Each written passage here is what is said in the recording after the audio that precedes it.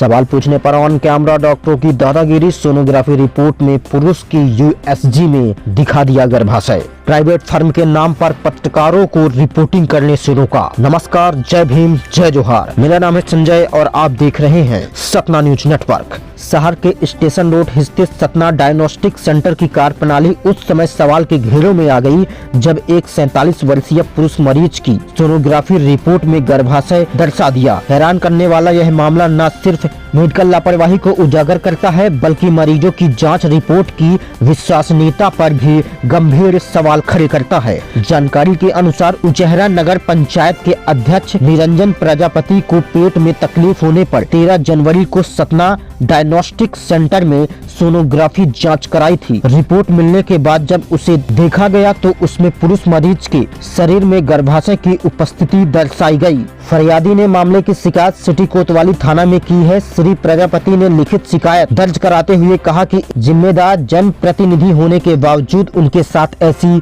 लापरवाही की गई है, तो यदि ऐसी लापरवाही किसी आम मरीज के साथ होती तो वह अनजाने में गलत इलाज की ओर भी बढ़ सकता था। मेडिकल क्षेत्र से जुड़े जानकारों का कहना है कि सोनोग्राफी जैसी संवेदनशील जांच में अत्यंत सतर्कता और विशेषज्ञ की सीधी निगरानी आवश्यक होती है। एक छोटी सी गलती भी मरीज को मानसिक तनाव, गलत इलाज और आर्थिक नुकसान की ओर ले जा सकती है। सतना से राहुल नामदेव की रिपोर्ट, सतना न्यूज नेटवर्क। भैया 12 तारीख को हल्का मेरे शाम को दर्द हुआ पेट में, तो मैंने कहा कि बेहतर इलाज के लिए सतना चला जाऊं तो सोनोग्राफी करा लूं। तो मैं 13 तारीख की सुबह सतना आया। सतना डायग्नोस्टिक सेंटर में मैंने अपनी सोनोग्राफी कराई। मैंने उनसे बोला कि सोनोग्राफी कर दीजिए, डॉक्टर लिखेंगे ही। मैंने सोनोग्राफी कराई और सोनोग्राफी, मैं तो डॉक्टर हूँ नहीं, रिपोर्ट में क्या लिखता है क्या नहीं देता, जो जिसने रिपोर्ट दी मैं वही डॉक्टर केएल नामदेव के यहाँ चला गया लेके।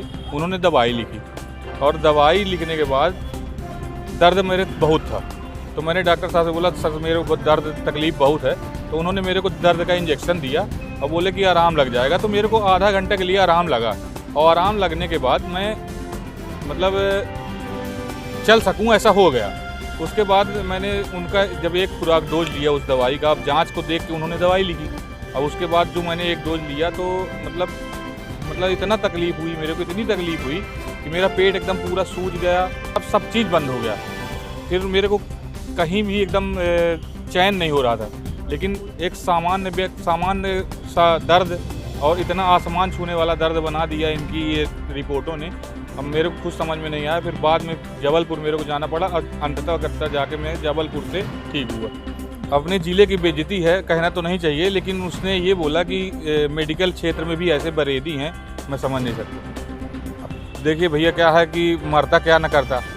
अब मजाक तो चल ही रहा है और इतना मजाक चल रहा है, लोग तो ये भी बोल रहे हैं कि नगर परिषद अध्यक्ष उचेहरा गर्भाधान कराइए, गर्भाधान कराना पड़ेगा। ये मजाक चल रहा है।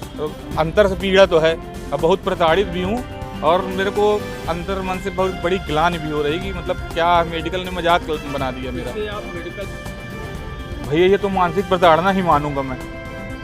देखिए जब एक घटना पढ़े लिखे के साथ और एक जनप्रतिनिधि के साथ हो सकती है, तो आम लोगों के साथ ये चीज़ें तो समझ लीजिए कि उनके अलंकार हैं। फिर मैं सिटी कोतवाली सतना आया और जो आवेदन है आवेदन दिया।